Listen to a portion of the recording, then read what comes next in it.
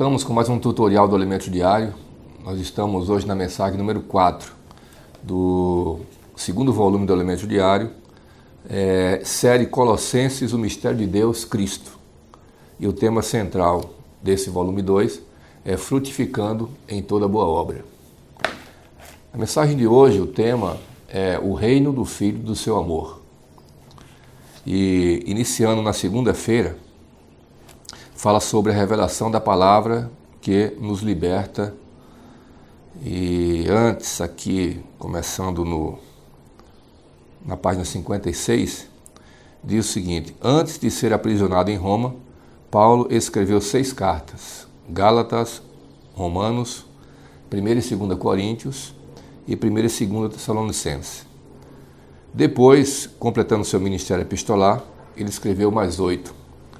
Então, se você leu o Alimento Diário dessa semana e percebeu aqui na segunda-feira, ele vai falar sobre 3 pontos. O primeiro ponto é o ministério epistolar de Paulo. O segundo, as revelações que Paulo teve no terceiro céu. E a importância da nossa literatura, ou seja, a importância dos livros, não somente para a nossa leitura, como também para a nossa distribuição, para aqueles que não conhecem a palavra revelada, eles possam ter acesso a essa palavra e possam crescer em vida e amadurecer. Aqui, o ministério epistolar de Paulo. Paulo, ele, como vocês sabem, ele foi aprisionado. Na prisão, ele escreveu algumas cartas. E, na verdade, antes de ser aprisionado em Roma, ele já tinha escrito 6 cartas. Gálatas, como eu falei agora há pouco, Romanos, 1 e 2 Coríntios e 1 e 2 Tessalonicenses. E depois que ele foi aprisionado, ele escreveu mais 8 cartas. Total de 14 epístolas. Mas o ponto central, ou as cartas principais que o apóstolo Paulo escreveu, foram 4 livros que nós entendemos hoje, através dos muitos estudiosos da Bíblia. Eles dizem que esses 4 livros compõem o coração de todos os escritos do apóstolo Paulo. Gálatas, Colossenses, Efésios e Filipenses. São esses 4 livros. Todas as visões e revelações que o apóstolo Paulo teve, segundo o que está escrito aqui em 2 Coríntios capítulo 12, versículo 1 a 4, nós podemos ler, 2 Coríntios 12, de 1 a 4, que diz o seguinte: se é necessário que eu me glorie, ainda que não convém, passarei as visões e revelações do Senhor. Conheço um homem em Cristo que há 14 anos foi arrebatado até o terceiro céu. Se no corpo ou fora do corpo, não sei, Deus o sabe.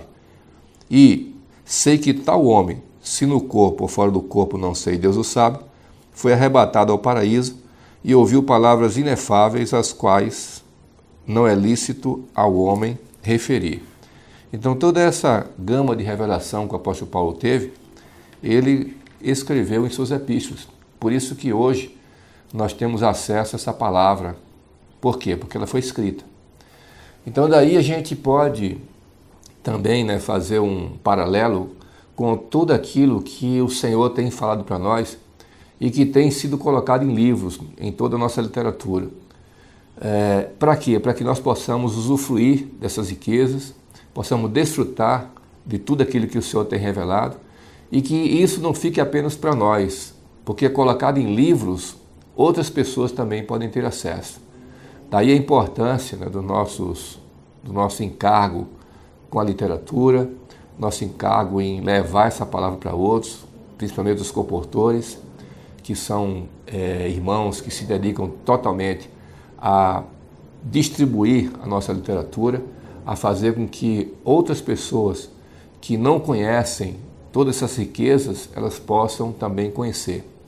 Então, nós que estamos vivendo hoje a vida da igreja, nós precisamos valorizar. Então, você, amado irmão que está nos escutando, que é responsável pela palavra do ministério, pelo encargo, pelo serviço de liberar as mensagens nas igrejas, eu encorajo você a nessa mensagem, motivar os irmãos aí na sua igreja a valorizar a literatura, a buscar os livros, a ler, e de forma que toda essa palavra que está ali nos livros possa ser introduzida no interior de cada um desses irmãos para que eles possam crescer em vida. Então isso é o que fala aqui na segunda-feira. Partindo agora para a terça-feira, nós vemos aquela figura do avião, que nós já falamos em algumas mensagens, mas vale a pena sempre a gente ruminar, sempre a gente falar novamente, porque cada vez que nós falamos, quanto mais nós falamos, mais nós ruminamos e mais nós somos constituídos com essa palavra. Aqui fala de mordomos, despenseiros dos mistérios de Deus. E diz o seguinte, que nós podemos comparar os 4 livros de Paulo, esses 4 livros principais que nós citamos, Gálatas, Colossenses, Efésios e Filipenses, nós podemos compará-los a um avião. Um avião ele tem a fuselagem e na fuselagem um dos passageiros ali fazem suas viagens. E a fuselagem representa o livro de Gálatas. A gente estudou o livro de Gálatas durante 6 meses e nós vimos que o tema central do livro de Gálatas é a filiação. Ou seja, Deus, ele quer nos fazer seus filhos, mas não apenas filhos pequenos, filhos imaturos. Deus quer fazer com que nós possamos crescer em vida e nos tornemos filhos maduros para poder um dia reinar com Ele no mundo vindouro. Então, o livro de Gálatas, ele representa, né, ele está representado nessa fuselagem do avião. E também, ali nós temos tutores, nós temos curadores, nós somos colocados no viver da igreja, para que no viver da igreja nós possamos ser alimentados, nós sermos supridos por esses tutores e por esses curadores. Assim como a tripulação de um avião faz com relação aos passageiros, cuidam deles, alimentam, oferecem todo o cuidado necessário a cada passageiro. Assim acontece também dentro dessa fuselagem, que nós chamamos uma fuselagem espiritual, que é o livro de Gálatas.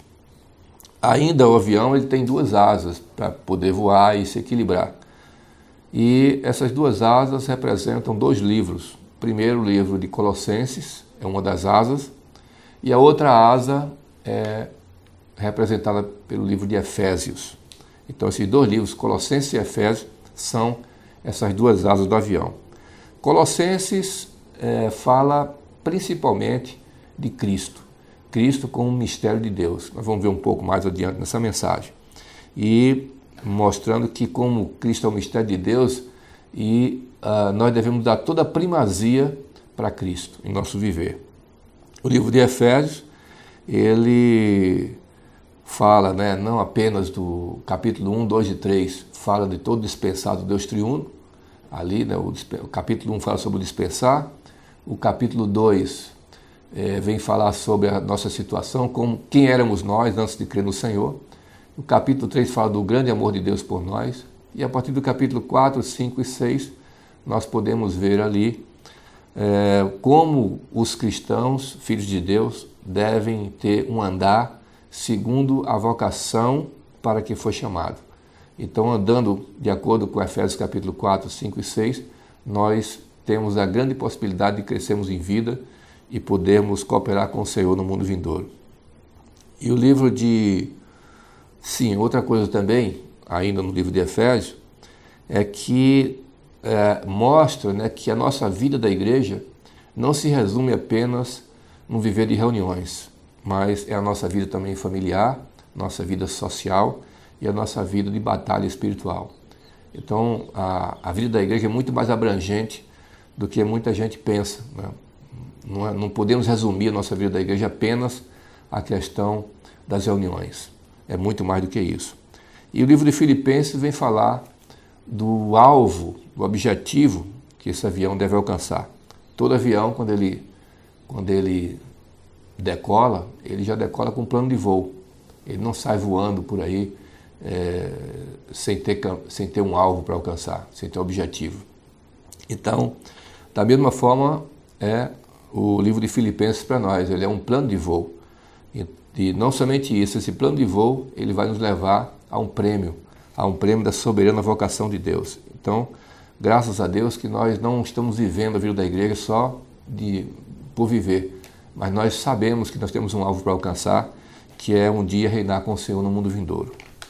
Na quarta-feira, nós vemos um exemplo positivo, maravilhoso, de um cooperador de Paulo chamado Epáfras. E isso aqui, irmãos, é maravilhoso e é um ponto assim que nós devemos colocar dentro da mensagem, não esquecer de falar sobre isso, porque isso aqui é algo muito rico. Aqui na página 62 diz o seguinte: ao lermos a epístola aos Colossenses, devemos estar abertos para receber nova luz. Muitos pensam que Paulo escreveu à igreja em Colossos pelo fato de tê-la gerado. No entanto, pela maneira como Paulo menciona Epáfras, logo no início dessa epístola, é quase certo que Epáfras pregou para os colossenses e gerou a igreja naquela cidade. Então, ao contrário do que muita gente pensa, né? Pensa que o apóstolo Paulo gerou a igreja em Colossos, mas por aqui a gente vê que, na verdade, não foi Paulo que gerou a igreja em Colossos, mas provavelmente Epáfras. E Epáfras, ele foi um fiel ministro do apóstolo Paulo. E o Paulo chama ele de fiel ministro de Cristo.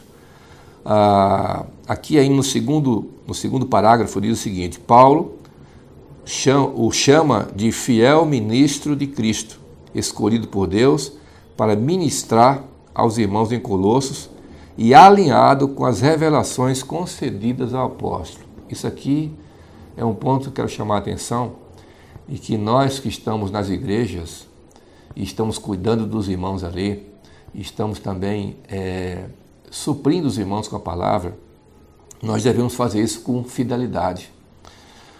O que eu quero dizer? É que nós devemos estar atentos ao falar do apóstolo, para que nós não falemos nada por nós mesmos, mas aquilo que nós temos ouvido. Deus estabeleceu na igreja apóstolos, profetas, evangelistas, pastores e mestres. Então, aqui no caso, mostra a fidelidade que Epáfras tinha em relação ao ministério do apóstolo Paulo. Ele não ensinava aquilo que ele achava que devia ensinar, mas o que ele ensinava eram as palavras que ele ouvia do apóstolo Paulo. Então, por isso ele foi chamado por Paulo de fiel ministro. Ele estava alinhado ao falar do apóstolo. Da mesma forma que ainda, seguindo na metade do parágrafo 2, diz o seguinte: além disso, por meio de Epáfras, Paulo ficava ciente da situação espiritual da igreja em Colossos, por ser um com encargo, as visões e revelações que Deus havia dado a Paulo para suprir os irmãos com as palavras da fé. A unidade foi preservada e assim os irmãos ouviam a mesma palavra que as demais igrejas. Ou seja, em todas as igrejas nós devemos falar a mesma coisa, para que haja o quê? A unidade e a unanimidade entre os irmãos. Então, aqui diz: além disso, por meio de Epáfras, Paulo ficava ciente da situação espiritual da igreja em Colossos. Ou seja, era como se o Epáfras fizesse uma prestação de contas ali com Paulo, deixando claro qual a situação da igreja em Colossos. Então, eles eram muito próximos com relação à questão desse encargo. Por fim, diz o seguinte aqui: é importante hoje que os servos de Deus nas igrejas sejam fiéis ministros e que, ao falar, não tragam palavras distorcidas que afastam os irmãos da economia de Deus, mas apenas as palavras que promovem a fé. Na quinta-feira, um complemento do que nós vimos aqui na terça-feira do alimento diário, ou seja, a questão do avião. Eu vou passar esse ponto aqui da quinta-feira e vou entrar na sexta-feira. Tá? E na sexta-feira entra agora mais no tema da semana, que é sobre a questão do reino do Filho do seu amor, que é o título da semana. O tema é das trevas para o reino do Filho do seu amor. Aqui no início fala da situação atual do mundo, né? Que é uma situação trevosa, onde ela jaz no maligno, segundo o que está escrito aqui em 1 João capítulo 5, versículo 19, a gente pode ler também, 1 João 5, 19, e diz o seguinte: sabemos que somos de Deus e que o mundo inteiro jaz no maligno. Então todo esse mundo, com todas essas coisas que estão acontecendo, esse mundo de trevas, por que esse mundo vive nessa situação? Porque ele jaz no maligno. Nós não estamos aqui para consertar a situação mundial. Nós estamos aqui para pregar o evangelho do reino e apressar a volta do Senhor. Quando o Senhor voltar, então ele vai estabelecer a paz no mundo, ele vai estabelecer a justiça. Por quê? Porque vai ser um reino de justiça, de paz e de alegria que vai ser estabelecido pelo nosso Senhor Jesus. Então é nele que nós temos esperança. Ainda quero ler um trechinho aqui na página 67, que diz o seguinte: nesse reino temos sua luz e seu amor. Por meio de sua luz, vemos os nossos pecados e por meio de seu amor, que nos propiciou a redenção, temos o perdão de todos eles. Além disso, porque estamos no seu reino de amor, aprendemos a prática do amor fraternal, não amando somente de palavra ou de língua, mas de fato e de verdade. Então, o fato de nós termos sido transportados do reino das trevas para o reino do Filho do seu amor, como está escrito em Colossenses, capítulo 1, versículo 13, diz assim: ele nos libertou do império das trevas e nos transportou para o reino do Filho do seu amor. Então, amados irmãos, nós somos transportados. Nós não pertencemos mais a esse mundo, nós não temos mais nada a ver com esse mundo maligno. Nós hoje estamos no reino de Deus. Nós estamos vivendo hoje na vida da igreja, que é o reino do Filho do seu amor. Graças a Deus por isso, vivendo nesse amor, nós podemos amar os irmãos, nós podemos amar as pessoas, e com isso pregar o evangelho para elas, salvá-las e apacentá-las para que elas também possam crescer em vida. No sábado, nós vemos sobre Cristo como nosso Redentor e o nosso Deus. Capítulo 1 do livro de Colossenses, no versículo 14, diz o seguinte, Colossenses 1,14: no qual temos a redenção e a remissão dos pecados. Ou seja, através de Cristo, que nós, pecadores, que não tínhamos esperança, vivíamos nesse mundo sem Deus, fugindo de Deus, e cheio de pecados e cheio de erros, um dia o Evangelho chegou até nós recebemos o Senhor na nossa vida e a nossa vida mudou. Ao crermos no Senhor, o seu sangue nos purificou de todos os nossos pecados. E hoje nós podemos ter uma vida para Deus, uma vida santa diante de Deus e diante dos homens. E por fim, no domingo, fala sobre nós darmos a primazia a Cristo. Nesse dia aqui, nós podemos ver o ministério que estava oculto do século e das gerações, a imagem, Cristo como sendo a imagem do Deus invisível, e também a nossa necessidade de dar a primazia para o Senhor. Eu quero começar lendo aqui no primeiro parágrafo da página 70, que diz o seguinte: Paulo teve o encargo de escrever aos Colossenses a fim de lembrá-los de que o mistério que estivera oculto durante séculos e gerações já se havia manifestado, o qual é Cristo em nós, a esperança da glória. Vale a pena a gente ver Colossenses capítulo 1, versículo 27, que diz o seguinte, eu quero ler 26 e 27. O mistério que estivera oculto dos séculos e das gerações, agora todavia se manifestou aos seus santos, aos quais Deus quis dar a conhecer qual seja a riqueza da glória deste mistério entre os gentios, isto é, Cristo em vós, a esperança da glória. Então, Cristo em nós é a esperança da glória. Esse mistério, ele estava oculto dos séculos e das gerações. E Deus deu a conhecer aos homens, através dos seus profetas. Deus pôde abrir o seu coração e falar desse mistério. Esse mistério, na verdade, é uma pessoa, ou seja, esse mistério é Cristo. E ele foi dado, a conhecer a todos nós. Nós vivíamos sem Cristo no mundo, mas um dia esse mistério que estava oculto chegou até nós e nós recebemos esse Cristo como nosso Salvador, como nosso Redentor. E ele é a imagem do Deus invisível.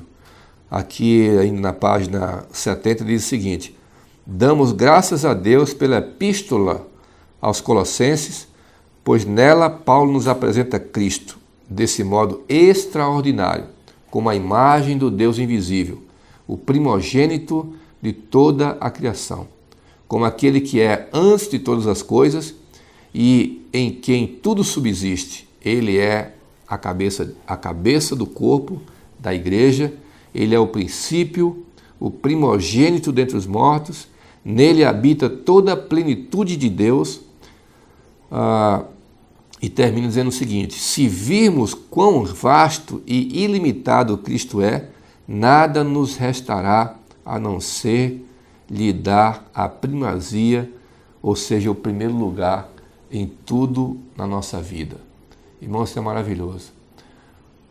Nós devemos orar a Deus, orar continuamente, pedindo para que nos dê espírito de revelação, para conhecermos as riquezas insondáveis de Cristo. Quando a gente conhece Cristo, cada vez que nós conhecemos, quanto mais nós conhecemos Cristo, mais nós o amamos. Por isso nós precisamos buscá-lo, invocar o nome do Senhor todos os dias, a toda hora, a todo momento. Nós podemos ter um viver e invocar o nome do Senhor. Quanto mais nós invocamos o nome do Senhor, mais nós desfrutamos desse Cristo maravilhoso, desse Cristo insondável, e nós damos para Ele toda a primazia no nosso viver. Eu quero encorajar você, amado irmão, para se inscrever no nosso canal, para poder ver todos os vídeos e tal. E também eu quero pedir a você que você tem também a possibilidade de compartilhar. No nosso canal você pode também dar a sua sugestão, você pode até nos encorajar. Nós nos sentimos muito encorajados quando alguém se inscreve no canal e ali coloca alguma coisa, compartilha. Isso é motivo de encorajamento para nós, porque mostra que nosso trabalho não está sendo vão, que os irmãos estão apreciando, que os irmãos estão gostando do nosso trabalho. E isso a gente já ouviu de muitos irmãos, mas seria importante também colocar no canal, porque outros também são encorajados. Jesus é o Senhor.